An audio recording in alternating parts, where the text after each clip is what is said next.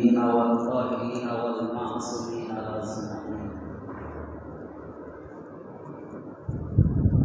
خصوصا على سيدنا غوث الأعظم على ذكره نبينا عليه الصلاة والسلام.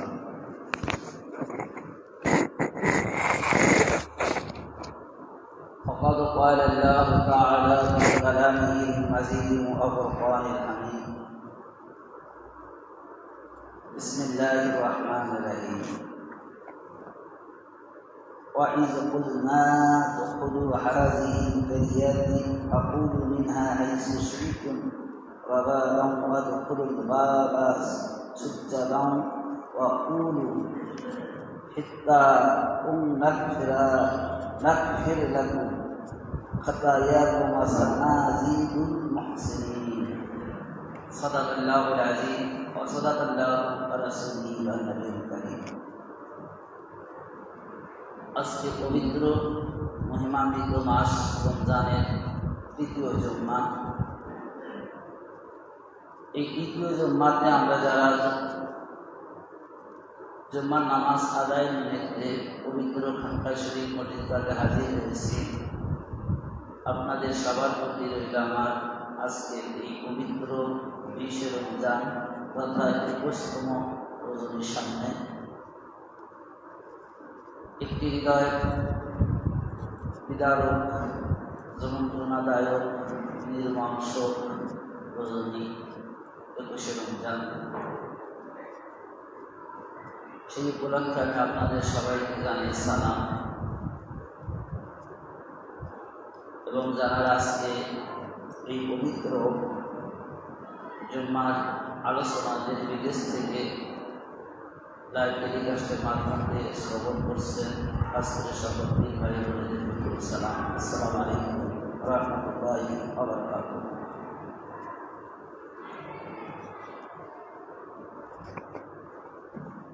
উনিশে রমজান মওলা কায়নাত পাক শেখে খোদা হযরত আলী আলাইহিস সালাম পাক নামাজরত অবস্থায় মসজিদে যখন তিনি ছিলেন, ঠিক সেই নামাজরত অবস্থায় কাফের বিমান আব্দুর রহমান ইবনে মুনজির নামক এক বিশ্বাস নরকাজ বিমান কাফের মওলা কায়নাত পাককে আঘাত করেন। আর সেই আঘাতের জন্যই 21 রমজান রজনীতে মওলা কায়নাত পাক এই পৃথিবী থেকে পর্দা নেন। সেই দিন থেকে যারা মওলা কায়নাত পাকের আশিকা, গোলাম, ভক্ত, তারা এই 21 রমজানকে শোকের রজনী হিসাবে আমরা পালন করে আসতেছি। আর এই মওলা কায়নাত পাক তিনি কি, আজকে যদি আমরা কোরআন পাকের আলোকে আলোচনা করতে যাই, তাহলে কিছুটা হলেও আমরা বুঝতে পারবো যে আসলে মওলা কায়নাত পাক মওলা কায়নাত পাক আজকে আমরা মানুষ জাতি বুঝবো না, বিদায় আল্লাহ তাআলা নিজে কোরআন পাকের আয়াত দ্বারা তার শান, তার মর্যাদা তিনি নিজেই বর্ণনা করেছেন, যাতে উম্মতে মুহাম্মদ কিয়ামত পর্যন্ত বুঝতে পারে যে হযরত শেখ খোদা মওলা আলী আলাইহিস সালাম পাকের মর্যাদা। কিন্তু আজকে আফসোসের বিষয় হলো এটাই যে যাদের দ্বারা আমরা ইসলাম পেলাম, যাদের মর্যাদা স্বয়ং আল্লাহ তাআলা নিজে প্রচার করলেন, জানিয়ে দিলেন উম্মতে মুহাম্মদ তার বান্দাবান্দির জন্য, কিন্তু ঘটনাটা কথাটা অতি সত্য, দুঃখজনক করে অতি সত্য যে সেই তাকে না চিনে আজ আমরা আমাদের মন মতো মত দিক নির্দেশনা করে আমরা আল্লাহর নৈকট্য লাভের জন্য ইবাদত বন্দেগী করছি। আজকে 21 রমজান রজনী এই বাংলাদেশ বিশেষ করে এটা মুসলিম দেশ হিসাবে স্বীকৃতি আজকের জুম্মাটাও এমন দিনে করছে যে প্রথম 21 রজনীর পূর্বে, অর্থাৎ 20 তারিখ। তো আজকের রজনী সম্পর্কে কিন্তু আলোচনা করবে।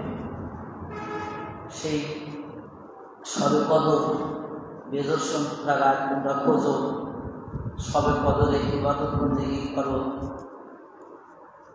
এবং এর মর্যাদা তুলে ধরবে। কিন্তু আজকের যে এই সবে কদরটা, অর্থাৎ এই ভাগ্য পরিবর্তনের রজনী যে আজকে কেন হলো,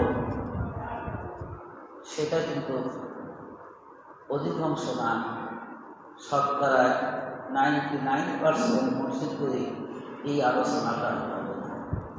কারণ এই সত্যকে কখনো তারা প্রকাশ করবে না। কারণ যারা এই ঘটনাগুলো ঘটাইয়াছে, যারা কায়নাত পাককে শহীদ করেছে, যারা আলে রসুল আয়ালে বায়াতের সাথে নির্দেশ, তাদের দ্বারাই নিয়ন্ত্রিত এই বাংলাদেশ সহ বিশ্বের সকল প্রান্তরের মসজিদগুলো সেই ওহাবি, সেই খারিজি, তাদের দ্বারাই পরিচালিত। তো যাদের দ্বারা এই মসজিদগুলো পরিচালিত, তারা কখনো মওলা কায়নাত পাক বা তাহারে বাইতকে তারা কখনো ভালোবাসা তো দূরের কথা, বন্ধু হিসাবে গ্রহণ করা তো দূরের কথা, ভালোবাসা তো দূরের কথা, আনুগত্য করা তো দূরের কথা, তাদের সঙ্গে তারা শত্রুতা এবং কিভাবে তাদেরকে দুনিয়ার জিন্দেগি থেকে নির্মম করা যায়, তারা সেই কাজে আজ পর্যন্ত তারা ব্যতিব্যস্ত রয়েছে। তাহলে তাদের মুখ দেখি করে তাদের প্রশংসা করতে হবে। আজকে আমি যে কোরআন পাকে যে আয়াতটা আপনাদের মাঝে তেলাওয়াত করেছি, এটা সূরা বাকারার 2 নম্বর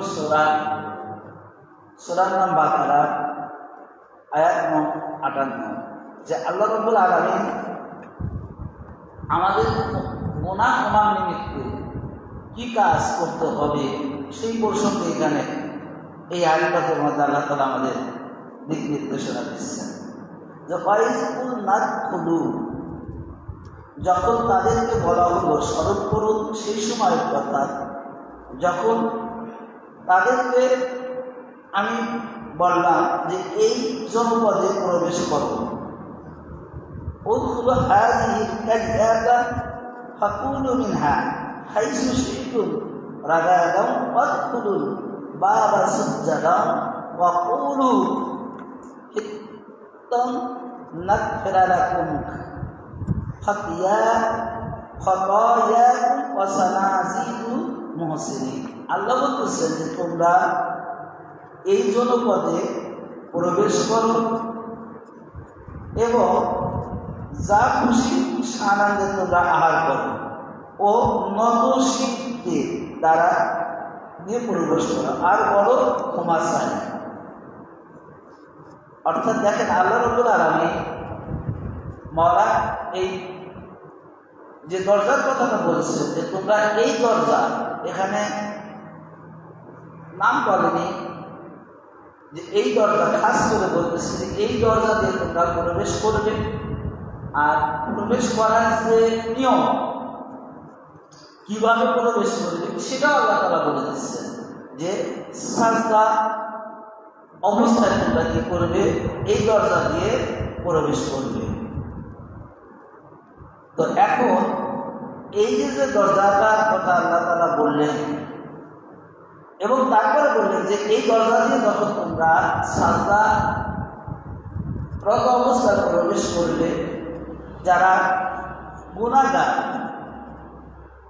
নাগফির লাকুম, আল্লাহ বলতেছেন যে যারা গুনাহ যুক্ত হয়ে এই দরজা দিয়ে প্রবেশ করবে, আমি আল্লাহ কি করবো, তাদের গুনাহ মাফ করে দেব। এবং যারা মুমিন অর্থাৎ নিষ্পাপ অবস্থায় যারা এই দরজা দিয়ে প্রবেশ করবে, আমি তাদের পদমর্যাদা আরো কি করে দেব, বৃদ্ধি করে দেব। তার মানে কি, কাফের ঈমান, যারা গুনাহগার, যারা নাফরমানি করবে, তারা যখন দরজার কাছে ঢুকবে তাদের গুনাহ মাফ করে দেবে আল্লাহ, তারা কুফরির থেকে সত্যির পথে আসবে। আর যারা মুমিন থাকবে অর্থাৎ যাদের হৃদয়ে ঈমান থাকবে তাদের ঈমানকে, তাদের মর্যাদাকে আল্লাহ তাআলা আরো বৃদ্ধি করে দিবে। এখন সেই দরজাটা কি? যে দরজার এত বড় মর্যাদা, যে দরজা এত বড় মর্যাদা, সেই দরজাটা কি? কিন্তু আজকে দেখেন শবে কদরের কথাটা বলা হয়েছে, মর্যাদা দেখানো হয়েছে যে এক একটা শবে কদরের রজনী 1000 মাসের চাইতে শ্রেষ্ঠ। এটা কোরআন পাক বর্ণনা করেছে। কিন্তু এই 1000 মাসের চাইতে শ্রেষ্ঠতম বলা হয়েছে, কিন্তু এই কথাটা বলা হয়নি যে এই 1000 মাসের চাইতে শ্রেষ্ঠতম রজনীতে ইবাদত করলে আমি আল্লাহ তোমাদের গুনাহ মাফ করে দেব।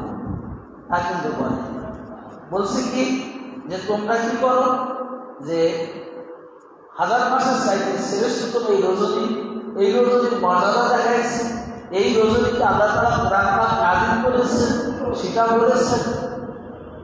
অর্থাৎ ইবাদত করলে মানুষ 1000 বছর বয়স ভরে যে ইবাদত করলে যে সওয়াব পাবে, যে আজরান পাবে, ঠিক শবে কদরটাকে একটা রজনীকে ওই 1000 মাসের সাথে চাইতেও শ্রেষ্ঠতম মর্যাদা করেছে যে তার বান্দা ওই রাত্রে ইবাদত করলে 1000 মাসের চাইতে শ্রেষ্ঠতম মর্যাদা লাভ করবে, এটাই বলেছে। কিন্তু এখানে এই কথাটা বলেনি যে ওই রাত্রে 1000 মাসের চাইতে উত্তম এবং ওই রাত্রে ইবাদত করলে আমি আল্লাহ তোমাদের গুনাহ ক্ষমা করে দেবো, গুনাহ মাফ করে দেবো, তোমাদের মুমিন বানিয়ে দেবো, তোমাদের আজরান কি করবো, তোমাদের পদমর্যাদা বৃদ্ধি করে দেবো, এমন কোনো কথা এই আয়াতটা এই সূরার মধ্যে আসেনি। কিন্তু এমন একটি দরজার কথা আল্লাহ তাআলা ঘোষণা করলেন, এমন একটা দরজা প্রবেশ করার কথা আল্লাহ তাআলা হুকুম করলেন, যে দরজা দিয়ে মানুষ যখন প্রবেশ করবে, যখন বান্দা প্রবেশ করবে সেই দরজা দিয়ে আল্লাহ নিজে বলতেছেন যে ওই দরজায় যখন আমার বান্দা যখন প্রবেশ করবে ওই দরজা দিয়ে তার গুনাহ মাফ করে দেব, তার পদমর্যাদা বৃদ্ধি করে দেব। অর্থাৎ গুনাহগারের গুনাহ মাফ করে দেব, যার গুনাহ থাকবে না তার পদমর্যাদা বৃদ্ধি করে দেব। এখন সেই দরজাটা আমাদের চেনা দরকার আছে কিনা ভাই? এই দরজাটা কিসের দরজা, কার দরজা, এটা আমাদের জানার দরকার আছে কিনা? কিন্তু আজকে এই হাদিসগুলো, এই আয়াতগুলো নিয়ে এই ব্যাখ্যাগুলো, এই তাফসীরগুলো, এই সত্য উদ্ঘাটন কোনো জায়গায় আপনারা শুনতে পাবেন না। একমাত্র আমরা কেন পাইছি, আমরা কেন পেয়েছি, যে আমাদের ভাগ্য সুনসিব হয়েছে, আমাদের সৌভাগ্য আমরা আলে রাসূল অর্থাৎ আজকে যে তরিকাতে বায়েত হয়েছি, আওলাদে রাসূল পাকের খানদান পাক পেয়েছি, তাই আমরা এটা আলোচনা করার বা জানার কিছুটা হলেও সুযোগ আমরা পেয়েছি। তো এখন আসুন যে এই যে দরজা দিয়ে আল্লাহ তাআলা ঢুকতে বললেন যে তোমরা কি করো, ওই দরজাতে ঢুকো, যে দরজাতে ঢুকবে তোমাদের গুনাহ মাফ করবে, পদমর্যাদা বৃদ্ধি করবে। আলিকুল বাবুল হিদার লিমান দাখালা মিনহু কানাল মুমিনিনা ওয়া মান খারাজা মিনহু কানা কাফিরান। এই ব্যাখ্যাটা করছেন আল্লামা আল-আফগান আল্লামা দারিকুতনি। তিনি বলতেছেন যে হযরতে আলী আলাইহিস সালাম হচ্ছে বাবু হিদা, যে এই দরজা হতে প্রবেশ করলো সে মুমিন, এবং এই দরজা হতে যে বের হয়ে গেল সে কাফের। আলিকুম বাবু হিদা অর্থাৎ মাওলানা আলী আলাইহিস সালামের, অর্থাৎ আজকে যিনি জানাকে শহীদ করা হয়েছে, দেখেন আজকে 21শে রমজান রজনী, আজকে শোকের দিবস। কেন শোক? যে মাওলানা কায়নাত পাক এমন একজন ব্যক্তি ছিলেন যে তিনি দরজা দিয়ে যারা প্রবেশ করবে তারা মুমিন হয়ে যাবে, আর তার থেকে যারা বের হয়ে আসবে খারিজি হয়ে যাবে, তারা কাফের হয়ে যাবে। এবং এই আয়াতটাকে অসংখ্য হাদিস রাসূল পাক সাল্লাল্লাহু আলাইহি ওয়াসাল্লাম ইরশাদ করেছেন এখন যে হাদিসটা আমি আপনাদের মাঝে আলোচনা করব, এটা হযরত ইবনে আব্বাস রাদিয়াল্লাহু তাআলা আনহু থেকে বর্ণিত যে আন ইবনে আব্বাস قال قال رسول الله صلى الله عليه وسلم عليم باب الحدة من دخل فيه كان مؤمنا ومن خرج عنه كان كافرا। ইবনে আব্বাস রাদিয়াল্লাহু তাআলা আনহু তিনি বর্ণনা করতেছেন যে হুজুর পাক সাল্লাল্লাহু আলাইহি ওয়াসাল্লাম বলেছেন আলী আলাইহিস সালাম হচ্ছে বাবে হিত্তা, অর্থাৎ যে কেউ এই দরজায় প্রবেশ করলো সে মুমিন হলো, আর যে এই দরজা থেকে বেরিয়ে গেল সে কাফির হলো। মাওয়াদ্দাতুল কুরবা ওয়াল মাওয়াদ্দা পৃষ্ঠা 38 হাদিস নং 7। এবং তাহলে এখন বোঝা গেল যে বাবে হিত্তা কি, এর অবস্থাটা কি। আমরা কিন্তু আজও কলামিত যে বিভিন্ন রাতে বিভিন্ন দিনে বিভিন্ন সময়ে বর্ণনা করতেছি, কিন্তু আমরা মূল আলোচনাগুলো আজকে আমরা কি করছি, আমরা তার কাছেও যাচ্ছি না। কেন যাচ্ছি না? গেলে সত্য প্রকাশ হয়ে যাবে। সত্য কি হয়ে যাবে? প্রকাশ হয়ে যাবে। আজকে দেখুন যে হিত্তা শব্দের অর্থ কি। হিত্তা শব্দের অর্থ কি? বাব শব্দের অর্থ কি? বাব শব্দের অর্থ দরজা, আর হিত্তা শব্দের অর্থ গুনাহসমূহ মাগফিরাত হওয়া। অর্থাৎ বাবে হিত্তা হলো গুনাহ মাফ হওয়ার দরজা, মাগফিরাতের দরজা। তাহলে বাব শব্দের অর্থ দরজা, আর হিত্তা শব্দের অর্থ কি? মাগফিরাত বা ক্ষমা। তা বাবু হিত্তা শব্দের দুইটা শব্দ একত্রে করলে এর অর্থ দাঁড়াচ্ছে কি? যে গুনাহ ক্ষমা করার দরজা। তো এখন এই তাফসীর অনুযায়ী যে এখানে বলা হচ্ছে যে বাবে হিত্তার অর্থ আরো কিছু বের হয়ে আসতেছে, যে এটা তো গেলই, আবার এই হিত্তা শব্দের অর্থ হলো লা ইলাহা ইল্লাল্লাহ বলা। অর্থাৎ তাফসীর অনুসারে হিত্তা তুনের অর্থ লা ইলাহা ইল্লাল্লাহ বলা, অর্থাৎ তাওহীদের ঘোষণা। তাহলে বাবে হিত্তা অর্থ হলো তাওহীদের, ওয়াহদানিয়াতের, একত্ববাদের দরজা। এখানে রাসূল আকরাম সাল্লাল্লাহু আলাইহি ওয়াসাল্লাম ইরশাদও করেছেন যে আলিকুন বাবুল হিত্তা, অর্থাৎ আলী আলাইহিস সালাম হচ্ছে কি? বাবে হিত্তা, গুনাহ মাফ হওয়ার দরজা, অর্থাৎ মাগফিরাতের দরজা। এবং লা ইলাহা ইল্লাল্লাহ অর্থাৎ সঠিক তাওহীদের দরজা হচ্ছে মাওলা কায়নাত পাকের দরজা, হযরত আলী আলাইহিস সালাম। তো এখন ভাই, আজকে আমরা কালিমা পড়তেছি, মুসলমান হিসাবে স্বীকৃতি দিচ্ছি।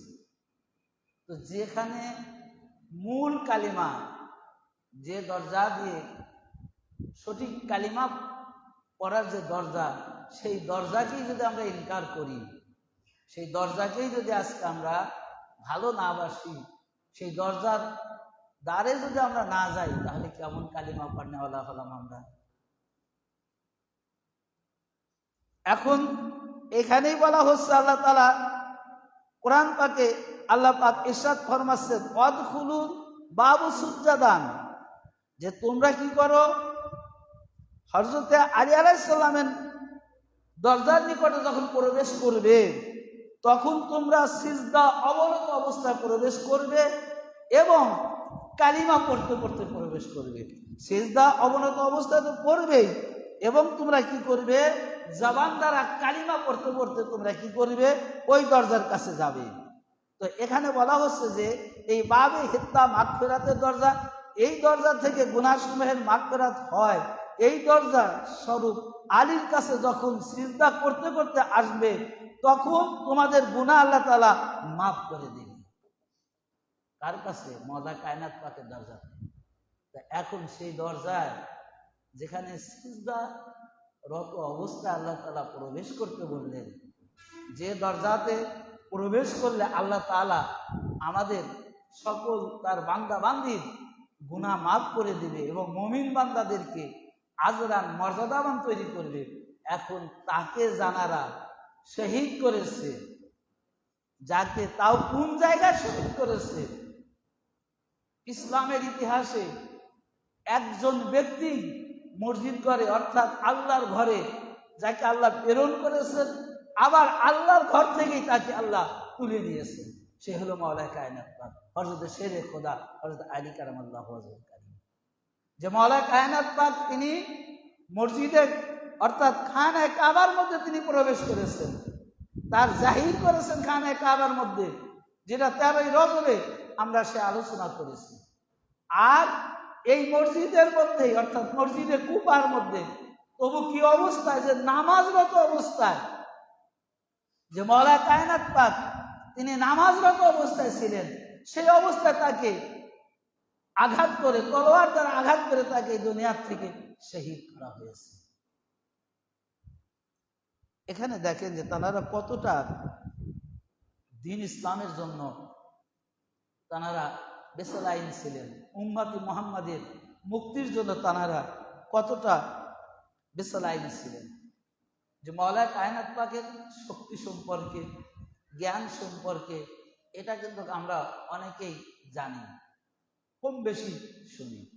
সাধারণত একটি কথা আমি আপনাদেরকে বলি, যদিও সময় কম, যে মাওলানা কায়নাত পাক এত জ্ঞানের অধিকারী, অর্থাৎ তিনি তো আল্লাহ সেই ওয়াহদানিয়ত নূর, যে নূর থেকে হুজুর পাক সাল্লাল্লাহু আলাইহি সাল্লাম কে সৃষ্টি করা হয়েছে, সেই নূরেরই টুকরা, সেই নূরেরই আরেকটা অংশ মাওলানা কায়নাত পাক।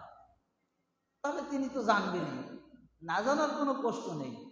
তো সেই মাওলানা কায়নাত পাক তিনি যখন মসনাদে ছিলেন, তার রাজ্যে একটা দাম্পত্য স্বামী স্ত্রীর মধ্যে সবসময় কলহ লেগেই থাকত।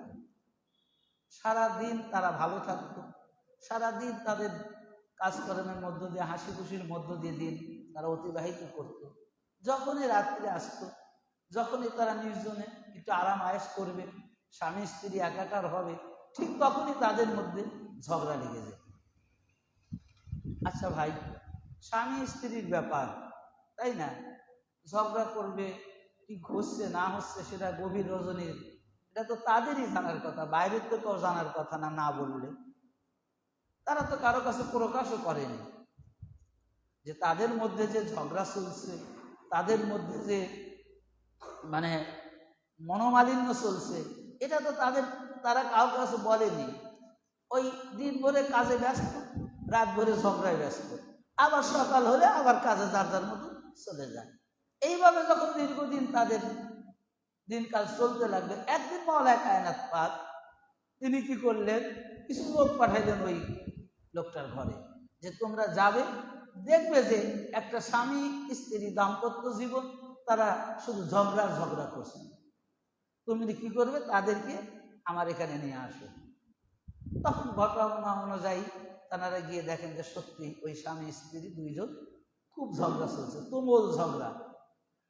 তখন তারা সালাম দিয়ে ঢুকে বললো যে আপনারা তো এরকম ঝগড়া করছেন, তো হযরতে মাওলানা কায়নাত পাক শেরে খোদা তিনি আপনাদেরকে ডেকেছেন, আমরা আপনাদেরকে নিয়ে যেতে এসেছি। তখন যেহেতু সে সময় খলিফাতুল মুসলিমিন, দায়িত্ব মাসনাদের মালিক, তার হুকুম মানতেই হবে, তখন তার সাথে তারা হাজির হলেন মাওলানা কায়নাত পাকের ঘরে। তো যাওয়ার পরে তখন তিনি বললেন যে আমি তোমাদেরকে আলাদা আলাদা করে কিছু কথা জিজ্ঞাসা করব, কিন্তু তোমরা সত্য গোপন করবে না, আমি যেটা যেটা বলবো যদি সত্য হয় তোমরা স্বীকার করবে, তার ব্যবস্থা তারপর আমি করব। তো তখন তিনি প্রথমেই ওই স্ত্রীকে আলাদা ঘরে নিয়ে তিনি জিজ্ঞাসাবাদ করা শুরু করলেন। জিজ্ঞাসা প্রারম্ভে তিনি বললেন যে আচ্ছা, আপনি তো এক সময় বিয়ের আগে অন্তঃসত্ত্বা হয়েছিলেন। বলে হ্যাঁ। বলে সেই ছেলেটা কি করছিলেন? তখন তিনি বললেন যেহেতু আপনি জানেনই সব ঘটনা, তাহলে তার আমার গোপন করার কিছু নেই। যে যখন আমি অন্তঃসত্ত্বা হয়ে গেলাম, যখন সমাজের এই কলুষিতার থেকে বাঁচার জন্য আমি ওই বাচ্চাটা যখন প্রসব হলো, আমি ওই বাচ্চাটা একটা জঙ্গলের মধ্যে ফেলে রেখে এসেছিলাম। তো যখন ওই বাচ্চাটাকে আমি জঙ্গলের মধ্যে ফেলে রেখে আসছি, এমন সময় একটা হিংস্র প্রাণী ওই বাচ্চাটাকে নিয়ে যাওয়ার জন্য, খাবার দেওয়া, আক্রমণ করার জন্য যখন দেখলাম, তখন আমি একটা পাথরের টুকরা দিয়ে ওই হিংস্র প্রাণীকে আঘাত করলাম। তো আঘাত করার কারণে, অর্থাৎ ওই পাথরের টুকরাটা সরাসরি হিংস্র প্রাণীর গায়ে না লেগে ওই বাচ্চার কপালে লাগলো, কপাল থেকে হিংস্র প্রাণীর দিকে দিলে তখন ওই বাচ্চাটা আমি দেখে আসছি বেঁচে গেল ওই টাইপে। তারপরে কি হয়েছে এটা আর আমি বলতে পারবো না। বলে কপাল কেটে গেছে? বলে হ্যাঁ। রক্ত বের হয়েছে? বলে হ্যাঁ। বলে তুমি এখনো তার ওই বাচ্চাকে দেখলেও চিনবে না, কারণ সেই শিশু অবস্থায়। তো এই বাচ্চাকে আমি তোমার সামনে হাজির করতে চাচ্ছি। বলে মৌলা আপনি কি বলেন, সে তো অনেক পুরাতন ইতিহাস, এই বাচ্চা কি করে আসবে? তখন তিনি বললেন যে আজকে তুমি যার সাথে স্বামী হিসাবে যাকে গ্রহণ করছো, ওই স্বামী আর কেউ না, ওই স্বামী সেই বাচ্চা। আর মায়ের সাথে সন্তানের স্বামী স্ত্রীর সম্পর্ক কোনোদিন হতে পারে না। আর এটা হবে না বিদায়ী তোমরা দিনে সারাদিন ভালোভাবে থাকো, সুন্দরভাবে কাজকর্ম করো, যখনই তোমরা স্বামী স্ত্রী হিসাবে তোমরা ঘরের মধ্যে নির্জনে যখন একাকী তখন প্রবেশ করো, তখন তোমাদের মধ্যে ঝগড়ার সূত্রপাত হয়ে যায়। কারণ আল্লাহ রাব্বুল আলামিন এটা কখনো করতে দেয় না যে একজন মাকে তার সন্তানের সাথে বৈবাহিক সম্পর্ক হোক বা স্বামী স্ত্রীর সম্পর্ক হোক, এটা আল্লাহ তাআলা এটা বরদাস্ত করেন, এটা মেনে নেন নাই। যার কারণে তোমাদের দাম্পত্য জীবনের শুরু থেকে এ পর্যন্ত ঝগড়ার ঝগড়া। তখন মওলায়ে কায়নাত পাক তার স্বামী তথা ওই ব্যক্তির পাগড়ি খুললেন, খুলে দেখেন যে কপাল কাটা। বলে হ্যাঁ এই জায়গায় কেটেছে। তাহলে এখন চিন্তা করেন, যে বাচ্চা জন্ম হয়েছে অবৈধ, সেই বাচ্চার সঙ্গে মায়ের বিবাহ হয়েছে, সেটাও অবৈধ। এটা কিন্তু মওলায়ে কায়নাত পাককে কেউ বলেনি, অথচ তিনি জানলেন যে ওই দাম্পত্য জীবনের মধ্যে কেন ঝগড়া হচ্ছে, ঝগড়ার মূল কারণ উদ্ঘাটন করলেন, তারপরে তিনি ফয়সালা করে দিলেন। যদি কারণ উদ্ঘাটন না করে সরাসরি যদি ডিপোজনামা কিংবা ফয়সালা করে দিতেন, কেউ মানত, কেউ মানত না। তিনি জ্বলন্ত প্রমাণ সহ উপস্থিত করে তারপরে কি করলেন, তাকে ফয়সালা করে দিলেন।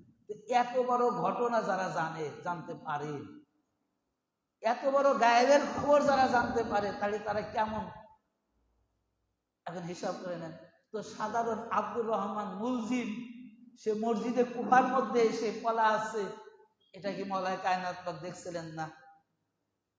কি বলেন, দেখেন নাই? তার শক্তি কি কম ছিল? কোনো কিছু কম ছিল না। তার শক্তি ছিল, তার সমর্থন ছিল, তারপরেও কেন তিনি বাধা দেননি?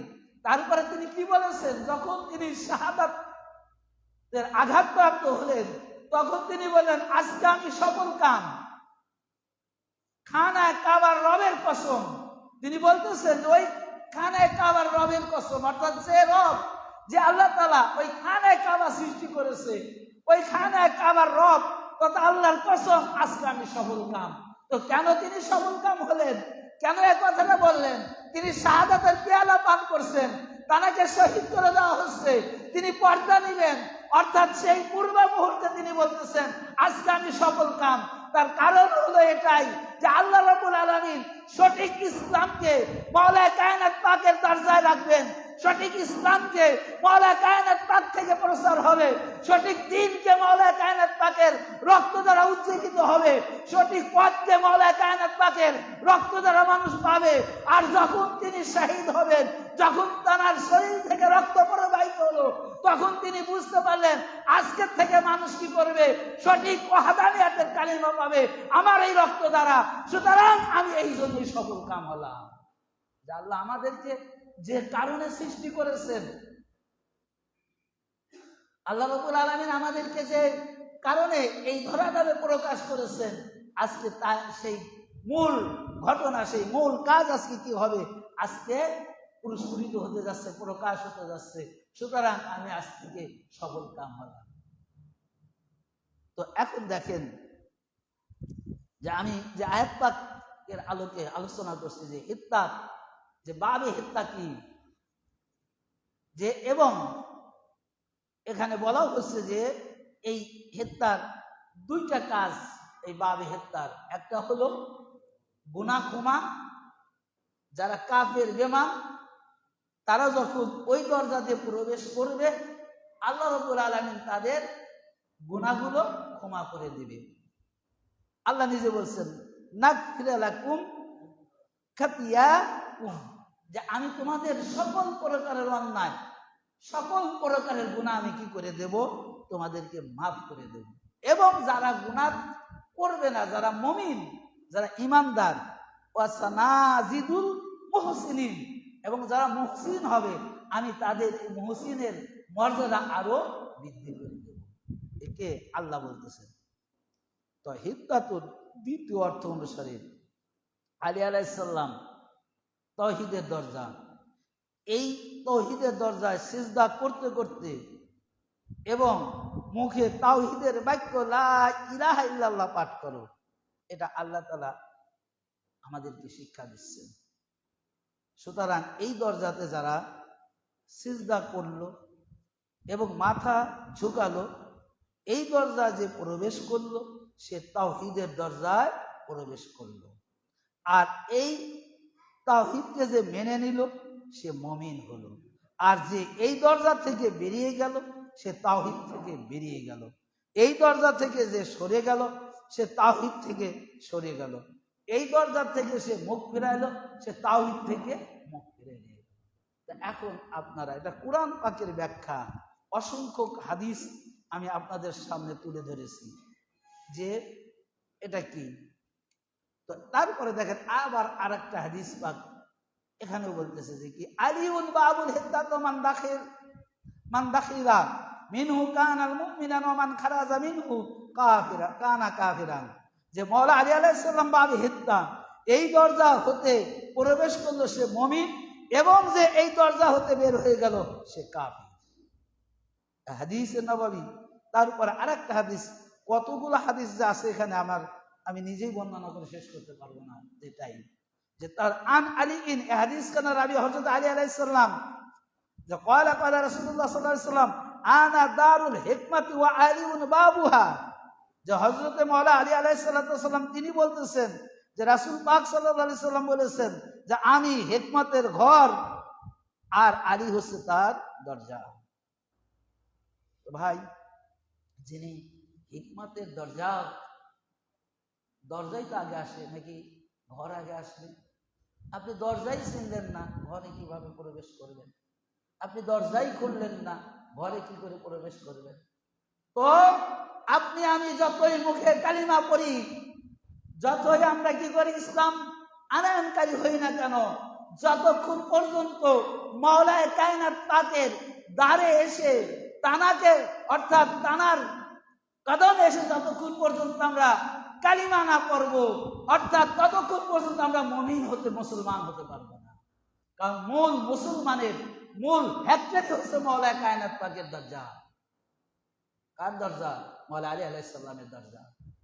এটা আল্লাহ তাআলা ঘোষণা করেছেন। তারপরে দেখেন বলতেছে আন ইবনে আব্বাস, হযরত আব্বাস রাদিয়াল্লাহু তাআলা আনহু থেকে হাদিস খানা বর্ণিত, আন্নাহু ক্বালা নবী সাল্লাল্লাহু আলাইহি ওয়াসাল্লাম আনা মদিনাতুল ইলমি ওয়া আলিউন বাবুহা ফামান আরাদাল ইলমু ফাল ইয়াতিল বাব। যদি কোনো ব্যক্তি, এখানে বলা হচ্ছে যে মাওলা আলী আলাইহিস সালাম সম্পর্কে হযরত আব্বাস রাদিয়াল্লাহু তাআলা আনহু তিনি বলতেছেন যে আমি হলাম ইলমের শহর, অর্থাৎ রাসূল পাক, আর এই ইলমের দরজা হলো মাওলায়ে কায়নাত পাক। যদি কেউ সঠিক ইসলাম, সঠিক দিন ইলমকে শিক্ষা করতে চায়, সেজন্য মাওলায়ে কায়নাত পাকের দরজার নিকটে যায়। এখন আজকে আমি এই জন্য যে রাজ খোঁজেন, এটা খোঁজায় কোনো অপরাধ না, খুঁজতে তো হবে, কিন্তু সেই রাজ খোঁজার আগে এই রাজ যে কারণে আল্লাহ তাআলা আমাদের মাঝে প্রেরণ করেছেন, আগে সেই মূল কারণ উদ্ঘাটন করেন। আজকে আপনি গুনাহ ক্ষমার জন্য যাবেন, আজকে আপনি কালিমা পড়ার জন্য যাবেন, আজকে আপনি ইমানদার হওয়ার জন্য যাবেন, আজকে আপনি জাহান্নাম থেকে বাঁচার জন্য রাজ খুঁজছেন। আরে ভাই, এই রাজ যাদের জন্য আল্লাহ তাআলা সৃষ্টি করেছে, যাদের নিকটে গুনাহ ক্ষমার ফ্যাক্টরি, যারা গুনাহ ক্ষমা করবে, যাদের পাওয়ার আল্লাহ তাআলা দিয়েছে, তাদের কাছে গিয়ে যদি না যান, তাহলে যদি আপনি দ্বীন ইসলাম খোঁজেন, গুনাহ ক্ষমা খোঁজেন, আপনি কখনো সঠিক ইসলাম পাবেন না। যার কারণে আজকে মুসলমানের নাম শুনলে মানুষ কি হয়, যে জঙ্গিবাদ আগে ধরে নেয়। কালিমা পড়নেওয়ালারা কি জঙ্গিবাদ হয়ে গেছে, কারণ কি, যে এই কারণেই জঙ্গিবাদ হয়েছে যে সঠিক যে ইসলাম, যার মধ্যে আল্লাহ রাসূল আল্লাহ তাআলা যার মধ্যে তানার তাওহীদকে, তানার রিসালাতকে রেখেছেন, যেখান থেকে আল্লাহ তাআলা সঠিক ইসলাম প্রেরণ করছে, সেই জায়গার সাথেই তো শত্রুতা, শুরু থেকে শত্রুতা। তো সেই তাদের সাথে যাদের শত্রুতা, সেই শত্রুরের কাছ থেকে সঠিক ইসলাম কি করে পাইতে পারেন? আপনার সাথে আমার শত্রু, এখন যদি আপনার কাছে আমার সম্পর্কে জিজ্ঞাসা করে, আপনি কি ভালো বলবেন আমার? আপনি কি আমার সুন্দর পরিচয় দিবেন? কখনো দিবেন না, কারণ আমার সাথে আপনার শত্রু, আমিও আপনার দেবো না, আপনি আমাকে দিবেন না। তো আপনার সম্পর্কে জানতে গেলে আপনার বন্ধুর কাছ থেকে জানতে হবে, আপনাকে যে ভালোবাসে তার কাছ থেকে জানতে হবে, আপনার সঙ্গে যার মহব্বত আছে তার কাছ থেকে জানলে তো আপনার ভালো সম্পর্কটা জানতে পারবো। তা আল্লাহ রাব্বুল আলামিন হুজুর পাক সাল্লাল্লাহু আলাইহি সাল্লামের মাধ্যম দিয়ে বা কুরআনুল কারীমে সূরা বাকারার এই আয়াতটার দ্বারা, অর্থাৎ সঠিক কালিমা, সঠিক ইসলামকে মাওলা কায়নাত পাকের দ্বারে রেখে দিলেন, এবং সঠিক ইসলামকে পাওয়ার রাস্তা মাওলা কায়নাত পাককে দেখিয়ে গেলেন। আজকে তার সাথে যারা শত্রুতাই করে, তার সাথে যারা আজকে কি করতেছে, তাকে যারা মানছে না, তাদের কাছ থেকে কখনো সঠিক ইসলাম পাওয়া যাবে না। সঠিক ইসলাম আগে গ্রহণ করেন, আগে সঠিক ইসলাম গ্রহণ করে মুসলিম হন, তারপরে আমল করে ইমানদার হন, বিশ্বাস করে ইমানদার হন, তারপরে সঠিক ইসলামের জন্য, তারপরে গুনাহ ক্ষমার জন্য মাওলা কায়নাত পাকের দ্বারে সিজদারত অবস্থায় প্রবেশ করলেই সঠিক ইসলাম আমি আপনি পেয়ে যাব। মহান আল্লাহ রাব্বুল আলামিন আজকে 21শে রমজান রজনী, সেই খুবই শোকাহত রজনী আজকে, যে ইসলামের দ্বিতীয় শাহাদাত, প্রথম শাহাদাত হযরতে মা খাতুনে জান্নাত সেই পাক পাঞ্জাতনের, আর দ্বিতীয় শাহাদাত হযরতে শেরে খোদা মাওলা আলী আলাইহিস সালাতু ওয়াস সালাম পাকের সেই শাহাদাত রজনী। মহান আল্লাহ রাব্বুল আলামিন আমাদের প্রত্যেকেরই যেন মাওলা কায়নাত পাকের গোলাম, তার কদম পাকের ধূলিকণা তৈরি করে দুনিয়ার থেকে শেষ বিদায়